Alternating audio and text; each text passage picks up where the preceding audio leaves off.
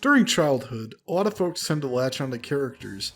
They might have liked characters like Scooby-Doo, Garfield, Mario, or even Darkwing Duck. But for me, it was all about the blue blur. Sonic the Hedgehog.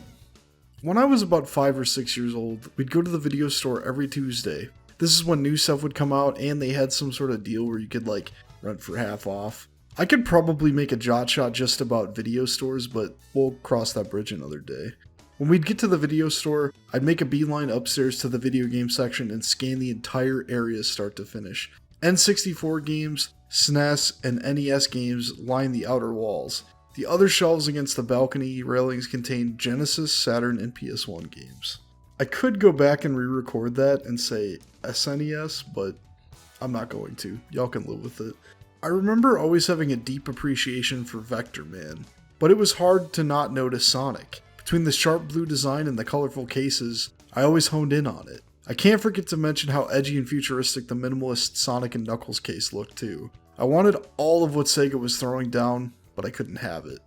See, the problem is that I didn't own a Genesis. I had an NES and a PS1 at home, and when I was at my grandmother's house I was allowed to use my uncle's N64. I got to experience the 5th generation of consoles in full swing, but I wanted a taste of the 4th.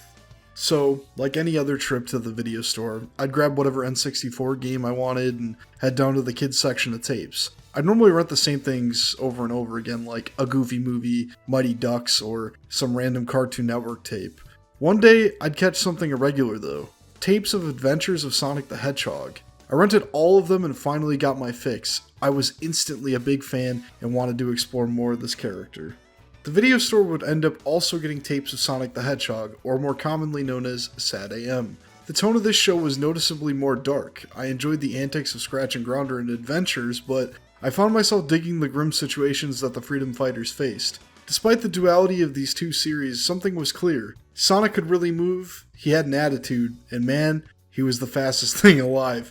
I can already feel myself getting murdered in the comments for this one. Now that I was hooked on Sonics... See what I did there? God. I'd look for him everywhere, but it always felt like he was kind of an underdog thing, like kids at school didn't really know about him or just didn't care, and I might see a plush in a vending machine or a comic book, but that was it.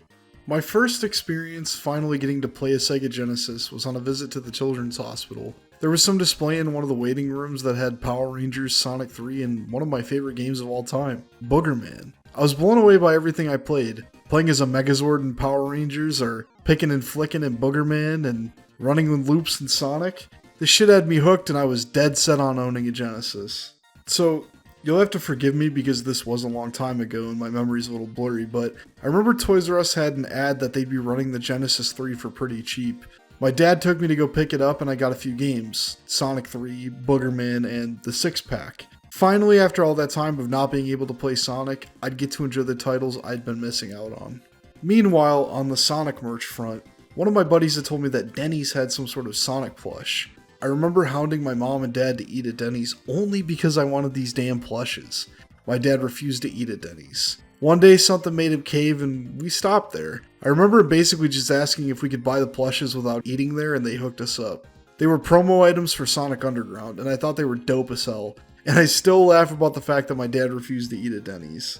In another one of my searches, we had gone to Barnes & Noble. I ended up in their section of movies and music and found something peculiar, a tape called Sonic the Hedgehog the Movie. Not only did it have Sonic on the cover, it had my boy Knuckles. I asked my dad about grabbing the tape and he said no because Barnes & Noble was expensive as hell. Which, if you've ever bought media other than books at Barnes & Noble, shit is like 3 times the cost of it at Best Buy. After a few weeks of bugging my parents for the tape, we went to go get it. We got home, I rushed to open it, and I remember it had a sick white VHS shell. Popped that boy in the VCR and it was go time. It's been ages since I've watched the Sonic OVA, but it was love at first sight. With the Dreamcast on the horizon, it meant one thing: more Sonic games. Like I said before, my memory's kind of blurry with some of this stuff, but I do remember getting the black Sega Sports Dreamcast, and eventually I'd grab Sonic Adventure as well as Jet Set Radio. I remember booting up Sonic Adventure 1 and hearing that sick guitar riff from Open Your Heart and just getting lost in the game. As much as I love the traditional cast, I fell in love with Gamma. Knowing my admiration for Gundam and other mech anime, this really shouldn't be a huge shock. But still, to this day, I think Gamma is the best part of Sonic Adventure, which I'm sure is a big ol' hot take.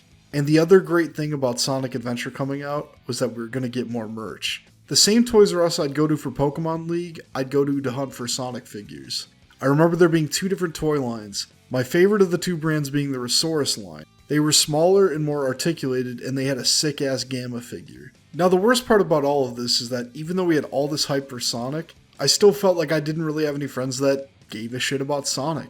Eventually I'd be moving and going to a different school where, you guessed it, nobody gave a shit about Sonic.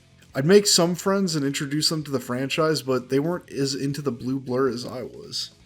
Somewhere in this ballpark of time, Sonic Adventure 2 dropped, and I quickly had an obsession with Shadow.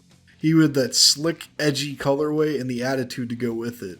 But of course, the real star of the show with SA2 is City Escape. That shit still gets me hyped to this day. Nothing like Sonic running from the man and snowboarding down streets or grinding rails with his soap shoes. Just talking about it makes me want to reinstall SA2 on Steam just to play City Escape. I was still convinced that I would find some folks that appreciated Sonic the way I did. Some kids on my block used to tell me they liked Sonic, but I never really heard them talk about it the way I did. Hell, I never even saw them play the games. But all of this was about to change.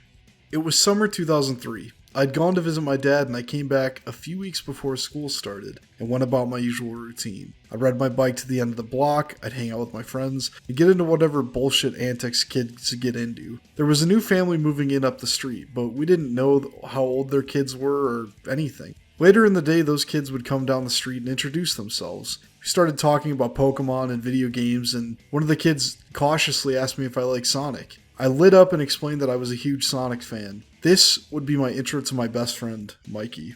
Through Mikey, I'd learn more about the fastest thing alive. We'd spend all day playing games and browsing the internet for news on Sonic, and we'd eventually discover we both shared the same love for anime and things like Aqua Teen Hunger Force. He'd introduced me to forums where I'd get to talk to even more people that love Sonic, and I was finding out that more people liked the Sapphire Speedster than I could ever dream about. Prior to hanging out with Mikey, I didn't have friends that got excited about Sonic, so when Sonic X came out or when Sonic Heroes came out, I had somebody to share that excitement with. So even though it took me forever to find a friend that was into the same things as me, it was well worth the wait. I'm still friends with him to this day, and I have Sega and Sonic to thank for it.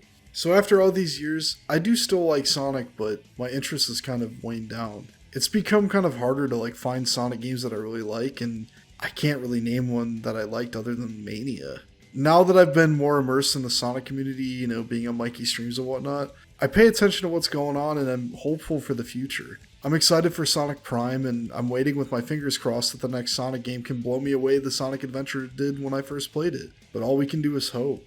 Let me know about your experience growing up with Sonic or something you felt was unknown. As usual, hit that like and subscribe button and remember, no brain, just aim.